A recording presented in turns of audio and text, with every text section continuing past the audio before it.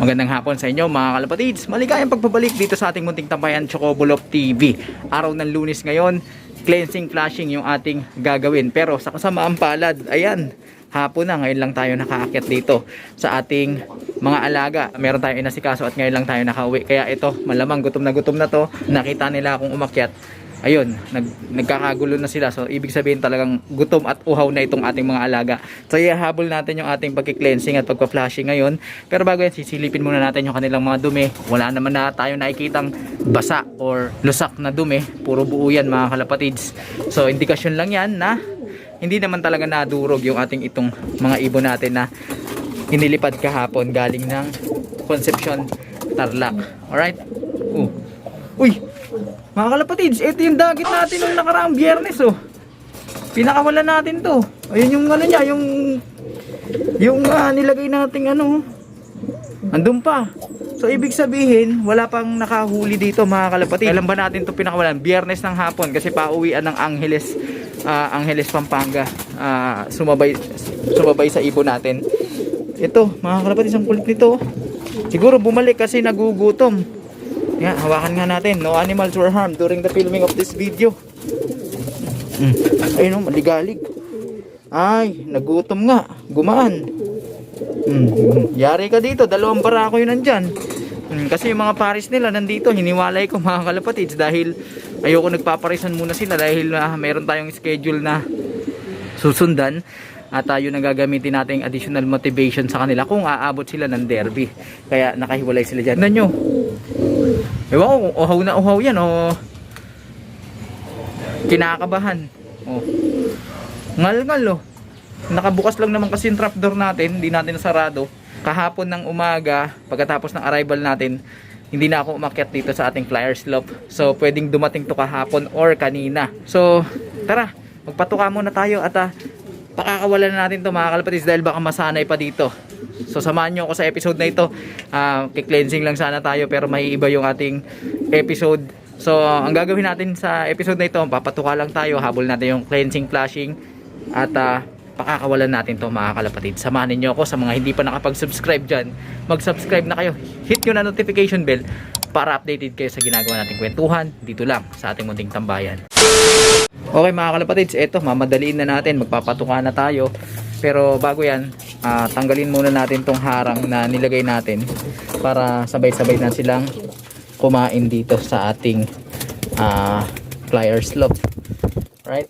So ayan. Ayan, para lumabas na yung mga na pares nila. Pero mamaya i-separate pa rin natin yan, mga yan, kasi ayoko silang nagpaparisan. Okay? So tara, dito na tayo. At anong petsa na. Tara mga kalapatids. Ayan. Sigurado magkakagulo nila yan. Ako, pumagaspas pa to. Doon tayo.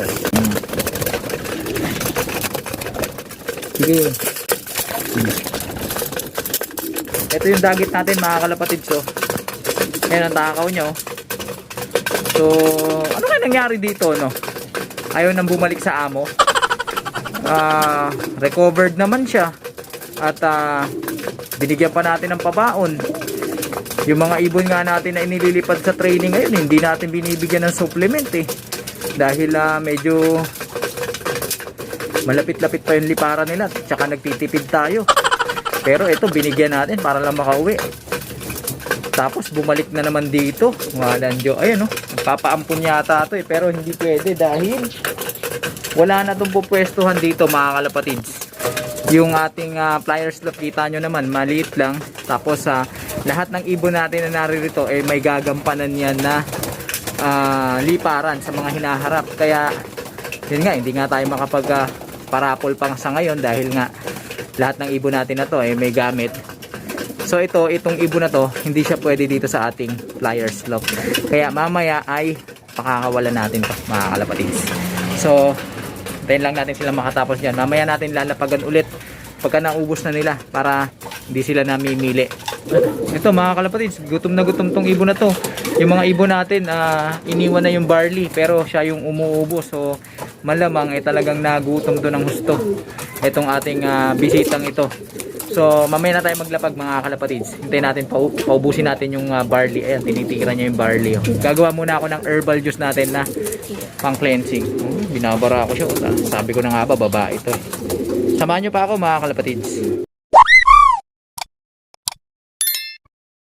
Ayan mga kalapatids, nilapagan ko uli at hayaan natin sila dyan magpakabusog. Mamaya hindi na tayo magpapatuka, one day feed na tayo ngayon mga kalapatids. At ito ay yung ating ginawang herbal juice. So ito yung paiinom natin sa kanila. At nakikita nila, tignan nyo, uhaw na itong ating mga alaga. So sasali na natin to mga kalapatids para makainom na yung ating mga ibon. And then pagkatapos natin dito ay pakakawalan natin yung ibon na yon. Salain natin kasi nakaka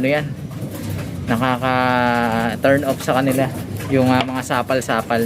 Sa mga bagong tutok lang dito sa ating channel at nakita nyo yung ginagawa natin ganito kung para saan to mga kalapatids na kanubi, balikan nyo na lang yung mga episode na yan na ilalagay natin dyan para maintindihan nyo kung para saan natin to ginagamit. Okay, napakalaking tulong nito mga kalapatids. Iwas gamutan to sa inyong mga alaga. Ito na nilagay. Right. Ayaw nila yan mga kalapatids, pero uhaw na sila, kaya wala sila magagawa. Usog natin para makadali sila. Yan.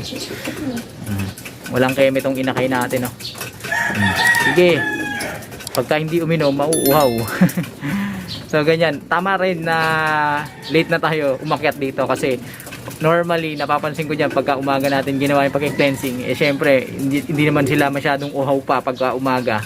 Kahit sabihin natin nag low fly sila, mas uhaw pa rin sila mga kalapatids ngayong hapon. Okay, so ayun, inom yung ating mga alaga. Mamara ako na to.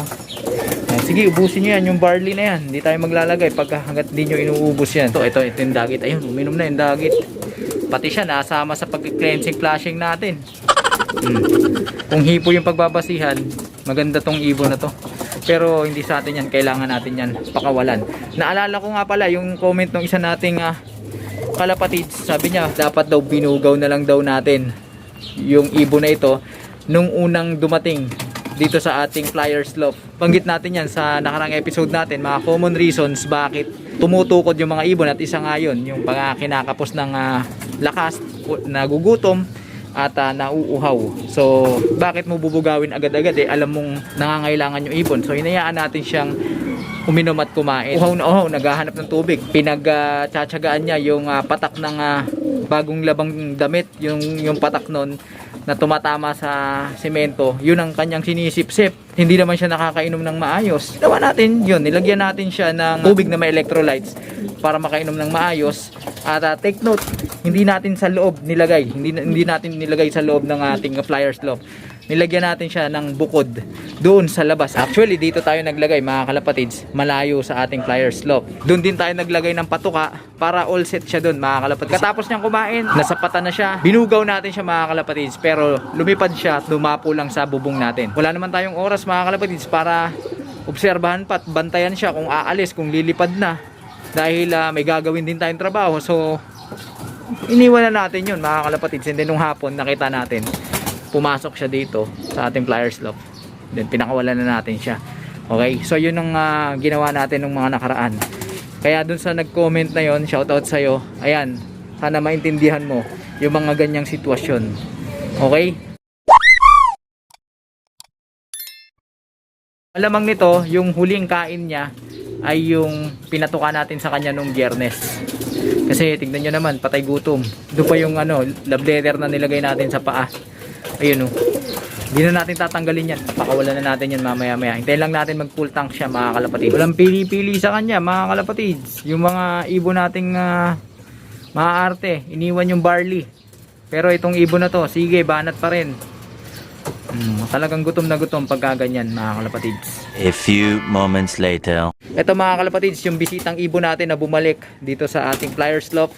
Ang singsing nito ay naka Kotse Combine SDR 2024. At ito, hindi ko na tinanggal yung nilagay nating love letter dyan. At kapay natin yung butchi. Ayan. Okay na, may laman na mga kalapatids. Kaya pakakawalan na natin to. Ikaw, huwag ka nang bumalik dito ha. Tapos natin pakawalan, sasarado ko yung pintuan ng ating flyer slope para talagang hindi na siya babalik. Uwi ka na ha, iuwi mo na. Naghihintay na sa'yo yung may-ari, ha? Baka ililipad ka pa, okay? Sige. Ayan. Oh, tignan nyo, bumalik sa bubong. Lagyan natin ng harang yung ating trapdoor. Saglit lang. Alright mga kalapatids, ayan, sarado na yung trapdoor natin. So kahit bumabayan dito sa ating flyer slope, hindi makakapasok yan. Nandun pa siya sa taas. So eto, may panungkit ako. Subukan ko siyang i-distract para lumayas. Nasa na yun?